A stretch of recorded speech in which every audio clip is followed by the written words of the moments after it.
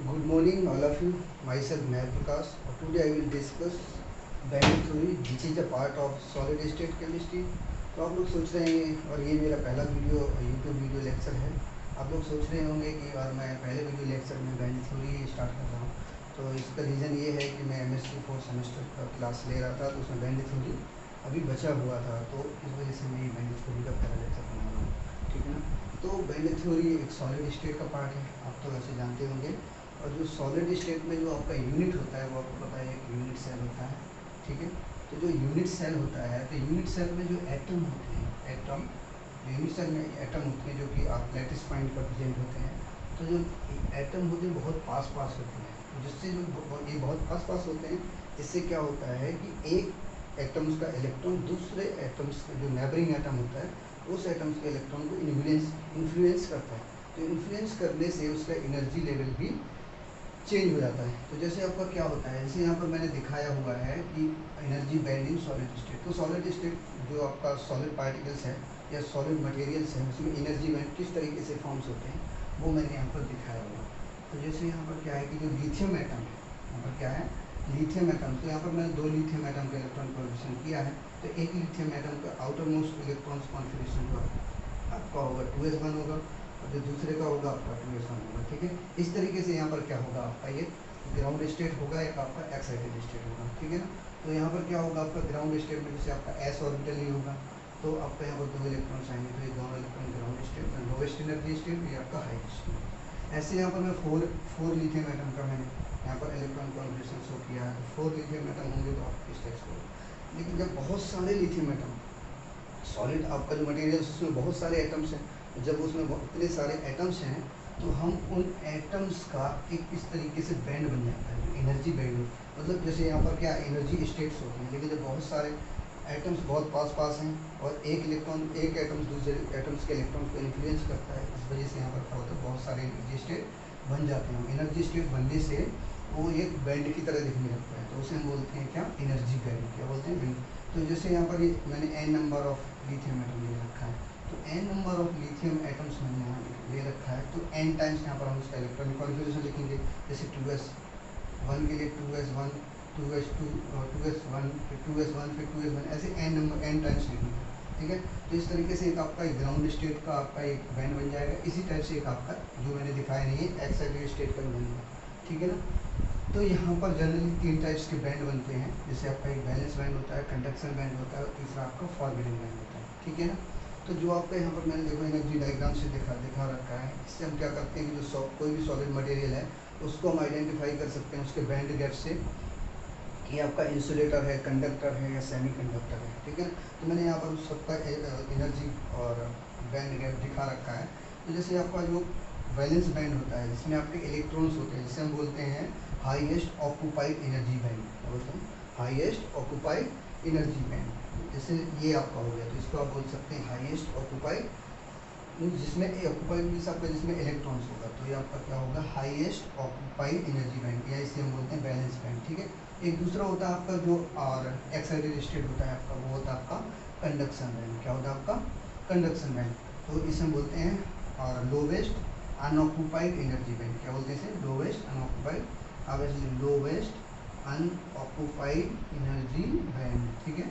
ऐसे इसका क्या होगा, हाईएस्ट ऑक्यूपाइड एनर्जी बैंड। ठीक है ना। इस तरीके से आप इसको शॉर्टकट में याद रख सकते हैं। तो आप देख सकते हैं, देखो क्या जो आपका इलेक्ट्रिसिटी जनरेट, जो आपका ये कोई भी कंडक्टर, सेमी कंडक्टर, इंसुलेटर कब होता है, जब वो इलेक्ट्रिसिटी उसमें रन करती है, वो कंडक्टिविटी शो करता है, इलेक्ट्रिक कंडक्टिविटी शो करता है। तो देखो अब क्या होता है, यदि इलेक्ट्रॉन वैलेंस बैंड से कंडक्शन बैंड में जाएगा, वैलेंस बैंड से आपका कंडक्शन बैंड, वैलेंस बैंड से कंडक्शन बैंड में जाएगा, तो इलेक्ट्रिसिटी ये इलेक्ट्रिक कंडक्टिविटी शो करेगा। तो देखो क्या होता है, जो इंसुलेटर होता है वो तो आपका इलेक्ट्रिक कंडक्टिविटी शो नहीं करेगा। तो इसलिए क्या होता है, यहाँ पर जो फॉरवर्डिंग बैंड होता है, तो जो फॉरवर्डिंग बैंड होता है वो कंडक्शन बैंड और बैलेंस बैंड और कंडक्शन बैंड का जो गैप होता है उसे बोलते हैं फॉरवर्डिंग बैंड। ठीक है ना।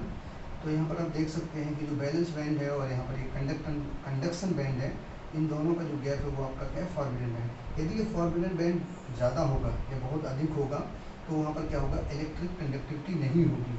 इसलिए इंसुलेटर में जो फॉरवर्डिंग बैंड होता है वो बहुत ज़्यादा होता है। तो ये आपका इंसुलेटर है। सेम आप सेमीकंडक्टर में देखेंगे तो सेमीकंडक्टर में क्या होता है आपका कंडक्शन बैंड और वो बैलेंस बैंड और कंडक्शन बैंड का जो एनर्जी गैप होता है वो क्या हो जाता है, कम हो जाता है। मीन्स यहाँ पर जो फॉरबिडन बैंड है वो क्या होता है आपका बहुत कम हो गया। जब फॉरबिडन बैंड कम होगा तो उसकी इलेक्ट्रिक कंडक्टिविटी क्या होगी, ज़्यादा होगी। ठीक है, समझ में आया ना। जब यहाँ पर इलेक्ट्रिक कंडक्टिविटी ज़्यादा होगी तो आप बोल सकते हैं कि ये क्या होगा आपका सेमीकंडक्टर होगा। ठीक है, सेम आपका यहाँ कंडक्टर। अब कंडक्टर में क्या होता है आपका कि जो बैलेंस बैंड होता है और कंडक्शन बैंड होता है वो आपस में क्या होते हैं, ओवरलैप करते हैं। मीन्स यहाँ पर कोई भी फॉरबिडन बैंड नहीं होता है। जब फॉरबिडन बैंड नहीं होगा तो इसमें क्या होगा, इजिली ये इलेक्ट्रिक कंडक्टिविटी शो करेगा। ठीक है ना, तो इसलिए आप इसको हम बोल देते हैं क्या, कंडक्टर। ठीक है ना। अब क्या होता है कि एक यहाँ पर मैंने पॉइंट लिखा हुआ है कि इफेक्ट ऑफ टेम्परेचर। क्या लिखा हुआ, effect of temperature. Means insulator, semiconductor और कंडक्टर में टेम्परेचर का क्या इफेक्ट होता है। तो आप देख सकते हैं इंसुलेटर में तो कोई इफेक्ट नहीं पड़ेगा। क्यों नहीं पड़ेगा, क्योंकि इसका जो फॉरबिडन बैंड है बहुत ज़्यादा है।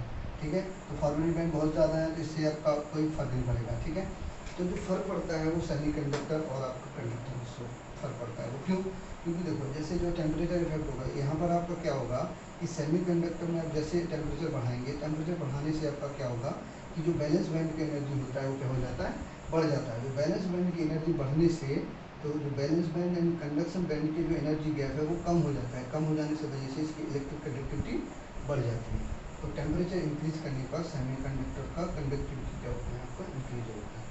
ऐसा सेम आपका और कंडक्टर में देख सकते हैं। तो कंडक्टर में क्या होता है, जैसे देखो आप ये इलेक्ट्रिक कंडक्टिविटी क्या है, फ्लो ऑफ इलेक्ट्रॉन्स होता है। क्या होता है आपका, फ्लो ऑफ इलेक्ट्रॉन्स। ठीक है ना, तो ये क्या होता है कि इसमें टेम्परेचर इंक्रीज करने से जो कंडक्टर का कंडक्टिविटी होता है वो डिक्रीज होता है। वो ऐसा क्यों होता है आप कहेंगे, ये तो और फास्ट होना चाहिए इसकी कंडक्टिविटी, लेकिन ऐसा नहीं होता। वो क्यों होता है, जैसे आपने देखा होगा कि बहुत सारी चीज़ें आपके ऐसे लाइन से जा रही हैं। ठीक है ना, लाइन से जा रही है, मतलब एक पैटर्न में आपकी जा रही हैं। आप क्या करेंगे कि यहाँ पर और इसको कोई आपका पॉट है उसको आप हीट कर देंगे तो ये क्या यहाँ वहाँ भागने लगेगी। मीन्स उसका जो रेगुलरिटी है वो टूट जाएगा, जिससे उसकी कंडक्टिविटी भी क्या हो जाएगी, कम हो जाएगी। तो आप इस तरीके से समझ सकते हैं कि जो कंडक्टर का जो इलेक्ट्रिक कंडक्टिविटी होता है वो टेम्परेचर बढ़ाने से डिक्रीज क्यों होता है। ठीक है, तो ये तो हो गया आपका क्या, एनर्जी बैंड क्या है, कितने टाइप्स के बैंड होते हैं, balance band, conduction band and forbidden band, और उसमें आपका और इंसुलेटर, सेमीकंडक्टर और कंडक्टर को कैसे हम शो कर सकते हैं, एनर्जी बैंड और कंडक्शन बैंड और बैलेंस बैंड को। ठीक है, तो टेम्परेचर का इफेक्ट भी आपने देख लिया। अब मैं यहाँ पर आपको और जो दिखाने जा रहा हूँ वो टाइप ऑफ सेमीकंडक्टर। ठीक है ना, ये आपके सिलेबस में है। तो टाइप्स ऑफ सेमीकंडक्टर आपका 2 टाइप्स के सेमीकंडक्टर होते हैं। एक आपका इंट्रिंसिक सेमीकंडक्टर और दूसरा आपका होता है एक्सट्रिंसिक सेमीकंडक्टर। जो इंट्रिंसिक सेमीकंडक्टर होता है वो प्योर फॉर्म होता है। सेमीकंडक्टर का क्या होता है, प्योर फॉर्म। मीन्स उसमें कोई भी इम्प्योरिटी नहीं होती है। जैसे आप देख सकते हैं जर्मेनियम हो गया आपका, ठीक है ना, जर्मेनियम हो गया और सिलिकॉन, यदि ये आपका सेमीकंडक्टर है तो ये आपका क्या होगा, इंट्रिंसिक सेमीकंडक्टर। इंट्रिंसिक सेमीकंडक्टर में क्या होता है कि नंबर ऑफ होल्स और नंबर ऑफ इलेक्ट्रॉन्स क्या होते हैं, इक्वल अमाउंट में होते हैं। जैसे यहाँ पर देखो 2 मैंने यहाँ होल्स दिखाए हुए हैं, 2 मैंने इसको आपको इलेक्ट्रॉन्स दिखाए हुए हैं। ठीक है ना, तो इंट्रिंसिक सेमीकंडक्टर आपका क्या होता है, प्योर फॉर्म ऑफ सेमीकंडक्टर। जैसे ओनली जर्मेनियम है तो वो आपका क्या है, इंट्रिंसिक सेमीकंडक्टर। ओनली और आपका सिलिकॉन है तो वो आपका क्या है, इंट्रिंसिक सेमीकंडक्टर। वही आपका एक टर्म्स आता है एक्सट्रिंसिक सेमीकंडक्टर। अब एक्सट्रिंसिक सेमीकंडक्टर क्या होता है कि यदि हम सेमीकंडक्टर में कोई इम्प्यूरिटी उसमें ऐड कर दें, क्या कर दें, इम्प्यूरिटी, लेकिन ये इम्प्यूरिटी होती है बहुत माइन्यूट ऐड करते हैं, बहुत ही माइन्यूट। आप ये ppm लेवल पर इम्प्यूरिटी उसमें ऐड करते हैं। तो जैसे इम्प्यूरिटी ऐड करते हैं तो उसकी कंडक्टिविटी बढ़ जाती है। क्या होती है, आपकी कंडक्टिविटी बढ़ जाती है, तो हम उसको बोलते हैं क्या, एक्सट्रिंसिक सेमीकंडक्टर। अब देखो आप सोच रहे होंगे कि इसमें इम्प्यूरिटी जैसे आपने, और यहाँ पर आपको शायद थोड़ा कम दिख रहा होगा कि जो आपका जैसे ये भी 2 टाइप्स के होते हैं आपका extrinsic semiconductor, N type semiconductor, P type semiconductor. अब आप सोच रहे होंगे कि जैसे जर्मेनियम में आपका इंट्रिंसिक सेमीकंडक्टर, जर्मेनियम में सपोज हमने क्या किया कि यहाँ पर आर्सेनिक मिक्स कर दिया, बहुत माइन्यूट अमाउंट में आर्सेनिक को मिक्स कर दिया, तो वो क्या बन गया अब आपका, यहाँ देखो, ठीक है, जैसे मैंने क्या किया कि जो आपका जर्मेनियम है, जर्मेनियम में मैंने क्या ऐड कर दिया, आर्सेनिक ppm लेवल का, तो बहुत ही माइन्यूट, तो ये आपका क्या बन गया, एक्सट्रिंसिक सेमीकंडक्टर। ठीक है ना, और ये जर्मेनियम क्या होगा आपका, इंट्रिंसिक इंट्रिंसिक सेमीकंडक्टर, ठीक है ना। तो इस तरीके से आप देख सकते हैं, प्योर फॉर्म है तो इंट्रिंसिक है, यदि उसमें कुछ इम्प्यूरिटी ऐड किया है तो वो आपका क्या होगा, एक्सट्रिंसिक होगा, ठीक है ना। तो वो आपका क्या होगा, एक्सट्रिंसिक सेमीकंडक्टर। तो अब देखो इसमें क्या होता है कि एन, टू टाइप्स होता है, एक आपका एन टाइप और दूसरा आपका पी टाइप, ठीक है ना। तो एन टाइप में क्या होता है, पेंटावैलेंट, जैसे आपका फास्फोरस हो गया, आर्सेनिक हो गया, बिस्मथ हो गया और एंटीमनी हो गया। तो इन सब ये जो पेंटावैलेंट सब्सटेंस होते हैं उनको हम क्या करते हैं कि जर्मेनियम सेमीकंडक्टर या कोई भी सेमीकंडक्टर में पीपीएम लेवल पर उसको ऐड करते हैं। तो पीपीएम लेवल पर आप सोच रहे हैं कि ऐसे दोनों को मिला दिया तो और आपका और एन टाइप सेमीकंडक्टर बन जाएगा, तो ऐसा नहीं होता। हमें क्या करना है कि जैसे हम कोई आपका सेमीकंडक्टर सपोज जर्मेनियम है, तो जर्मेनियम को क्या करेंगे, जर्मेनियम में आपने आर्सेनिक ऐड कर दिया, आर्सेनिक ऐड करने के बाद उसको डिजोल्व करेंगे, डिजोल्व करने के बाद उसको क्रिस्टलाइजेशन करेंगे, क्रिस्टलाइजेशन करने पर जब उसके क्रिस्टल्स फॉर्म होंगे तो वो आपका बनेगा क्या, एन टाइप सेमीकंडक्टर। क्या बनेगा, एन टाइप सेमीकंडक्टर। तो एन टाइप सेमीकंडक्टर जैसे जर्मेनियम है, जर्मेनियम में आपके कितने 4 आपके इलेक्ट्रॉन बैलेंस इलेक्ट्रॉन होते हैं, तो वो 4 बॉन्ड बना सकता है। लेकिन जो एन टाइप जो आपका इम्प्यूरिटी होती है, जो आपकी पेंटावैलेंट इम्प्यूरिटी हो, जैसे बिस्मथ हो गया, एंटीमनी हो गया, आर्सेनिक हो गया और फास्फोरस हो गया, ठीक है ना। तो ये क्या होता है, इसके पास 5 बैलेंस इलेक्ट्रॉन होते हैं और ये पेंटावैलेंट होते हैं। क्या होता है आपका, ये पेंटावैलेंस 5। जैसे आप यहाँ पर देख सकते हैं कि यहाँ पर हम आप बोलेंगे एन टाइप में नाइट्रोजन भी आपका उसी फैमिली का है, तो नाइट्रोजन को क्यों नहीं ले रहे हैं, तो नाइट्रोजन क्या है कि पेंटावैलेंट नहीं होता है, नाइट्रोजन आपका क्या है, ट्राईवैलेंट होता है, ठीक है, इसलिए हम उसको नाइट्रोजन को नहीं लेते हैं। तो यहाँ पर क्या है, जैसे मैंने बिस्मथ को लिया, यहाँ पर आपको जैसे दिख नहीं रहा होगा ना, ये बहुत कम दिख रहा होगा, तो ये आपका क्या है कि जो आर्सेनिक है, आर्सेनिक पेंटावैलेंट होता है। तो ये क्या करता है कि 4 इलेक्ट्रॉन तो जर्मेनियम के साथ कोवैलेंट बॉन्ड बना लेता है और इसके पास एक एक्स्ट्रा इलेक्ट्रॉन बच जाता है। क्या बच जाता है, एक्स्ट्रा इलेक्ट्रॉन, जिसे हम बोलते हैं फ्री इलेक्ट्रॉन। तो इस फ्री इलेक्ट्रॉन की वजह से जो सेमीकंडक्टर होता है उसकी कंडक्टिविटी इंक्रीज हो जाती है, तो इसको हम बोलते हैं एक्सट्रिंसिक सेमीकंडक्टर। और एक्सट्रिंसिक सेमीकंडक्टर में एन टाइप सेमीकंडक्टर, ठीक है ना। वैसे सेम आपका एक होता है पी टाइप सेमीकंडक्टर।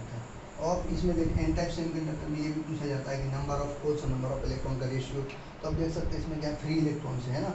तो वैसे जो इंट्रिंसिक सेमीकंडक्टर होता है उसमें नंबर ऑफ इलेक्ट्रॉन और नंबर ऑफ होल्स क्या होते हैं, इक्वल अमाउंट में होते हैं। लेकिन जो एक्सट्रिंसिक सेमीकंडक्टर होता है तो उसमें एन टाइप में क्या होगा, इलेक्ट्रॉन्स में फ्री इलेक्ट्रॉन्स है वहाँ पर, जब यहाँ पर फ्री इलेक्ट्रॉन्स है तो यहाँ number of electrons greater than the number of holes आपका हो जाएगा। वैसे आपका यहाँ पर देख सकते हैं पी टाइप सेमीकंडक्टर। तो पी टाइप सेमीकंडक्टर में आपका क्या होता है, इसमें ट्राईवैलेंट मिक्स करते हैं। क्या करते हैं, ट्राईवैलेंस। ट्राईवैलेंस में आपका जैसे हो गया गैलियम हो गया, इंडियम हो गया, बोरॉन, एल्यूमिनियम और एल्यूमिनियम हो गया, किसमें, जर्मेनियम में। अब यहाँ पर देख सकते हैं, तो वहाँ पर हमने नाइट्रोजन को इंक्लूड नहीं किया था, लेकिन यहाँ पर हम बोरॉन को इंक्लूड कर रहे हैं। बोरॉन को इसलिए कर रहे हैं क्योंकि यहाँ पर क्या होता है, इसमें ट्राईवैलेंट बनाता है, वहाँ पर क्या नाइट्रोजन पेंटावैलेंट नहीं बना रहा है। तो बोरॉन को जैसे हमने यहाँ पर इंक्लूड किया, तो बोरॉन के पास 3 बैलेंस इलेक्ट्रॉन होते हैं, तो ये 3 जर्मेनियम के साथ कोवैलेंट बॉन्ड बना देता है और चौथे जर्मेनियम के साथ ये क्या करता है, होल क्रिएट करता है। तो होल क्रिएट करने से यहाँ पर क्या होगा, number of holes is greater than the number of electrons हो जाएंगे, ठीक है ना। तो इसे हम बोलते हैं क्या, पी टाइप सेमीकंडक्टर, ठीक है। तो आज ये बहुत छोटा सा लेक्चर था, इसलिए आपका एक, मुझे लगता है कि अब आपको बैंड थ्योरी में कोई प्रॉब्लम नहीं होगी। अब एक बार मैं फिर से रिवाइज करा देता हूँ। जो बैंड थ्योरी होती है वो जो सॉलिड स्टेट जो आपका केमिस्ट्री होता है उससे रिलेटेड है। तो सॉलिड स्टेट में आपने देखा होगा एक क्यूब होता है, उससे हम यूनिट सेल कहते हैं। और यूनिट सेल में आपके लेटेस्ट पॉइंट होता है, लेटेस्ट पॉइंट में आप देख सकते हैं कि वहाँ पर एटम्स होता है। क्या होते हैं आपके, एटम्स होते हैं, आइंस होते हैं। तो वो क्या बहुत पास होते हैं, बहुत पास होने की वजह से एक एटम दूसरे नेबरिंग एटम्स के इलेक्ट्रॉन्स को इन्फ्लुएंस करता है, जिसकी वजह से वहाँ पर क्या होता है, एनर्जी स्टेट में एक बैंड फॉर्म होता है। तो बैंड फॉर्म होने से यहाँ पर 3 टाइप्स का बैंड होते हैं, बैलेंस बैंड, कंडक्शन बैंड और फॉरबिडन बैंड। तो वो सारे बैंड्स हमने यहाँ पर देखे हैं, इंसुलेटर के लिए, सेमीकंडक्टर के लिए और कंडक्टर के लिए। फिर इसके बाद इफेक्ट ऑफ टेम्परेचर भी देखा कि इसका टेम्परेचर का इफेक्ट क्या क्या होता है इंसुलेटर, सेमीकंडक्टर, कंडक्टर में।